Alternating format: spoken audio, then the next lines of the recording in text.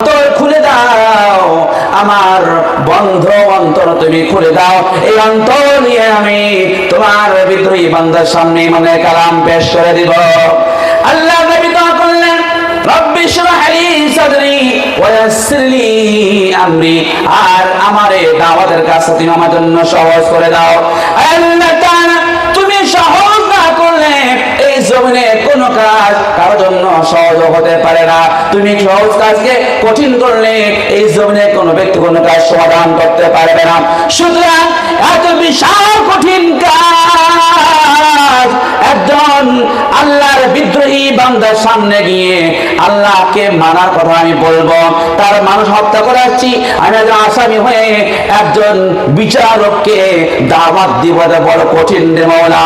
আসলি আমরি, আল্লাহ তুমি আমার কাজটা আমার জন্য তুমি সহজ করে দাও। সুবহানাল্লাহ। যদি আল্লাহ কোন কাজকে সহজ করেন তাহলে এই কাজ কি অসৎ থাকবে? সেটা সহজে সম্পাদন হয়ে যাবে। ওয়াসলি আমরি, আল্লাহ তাআলা যখন আমার সিনা খুলে যাবে, যখন আমার অন্তর খুলে যাবে, তখন বান্দার সামনে গিয়ে কথা বলবো।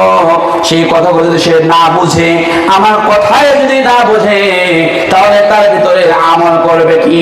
এই জন্য বলে ওয়াসলি আমরি ওয়াহলুল উকদাতাম মিন লিসানি, আল্লাহ তুমি মেহেরবানি করে আমার জবানের লোকনতকে তুমি দূর করে দাও।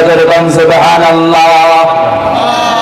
ওয়াহলুল উকদাতাম মিন লিসানি, আল্লাহ তুমি মেহেরবানি করে আমার জবানের জড়তাকে তুমি দূর করে দাও। তাহলে ইয়াফকাহু কওলি, তাহলে আমার কথাগুলো তারা বুঝতে পারবে। আল্লাহ পাক দোয়া কবুল করেন। তার সাথে হযরত হারুন আলাইহিস সালামকে নবী বানিয়ে দিলেন, যাও তোমাকে এই কথা সুবিচারি করে দিলাম, সে তোমাকে সাহায্য করবে, তোমার কথা বলতে সাহায্য করবে। যে কথা তুমি বলতে পারবে না, মুখ থেকে তোমার বের হবে না, সেই কথাগুলো হারুন আলাইহিস সালাম বলে তোমাকে সাহায্য করবে। যেরকম সুবহানাল্লাহ।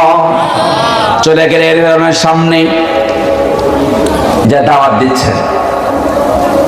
দেখেন, যদি এই এলাকায় বিএনপির কোন মানুষকে জামাতারা গিয়ে বলে যে দোস্ত আপনার একটা মানুষকে আমি গুলি করে মেরে ফেলেছিলাম 2 সপ্তাহ আগে, কয় সপ্তাহ আগে, আমি তোমার দলের হত্যাকারী আসামি, আমি তোমার কাছে আসছি, তুমি আল্লাহর রাস্তায় জামাতে ভর্তি হয়ে যাও।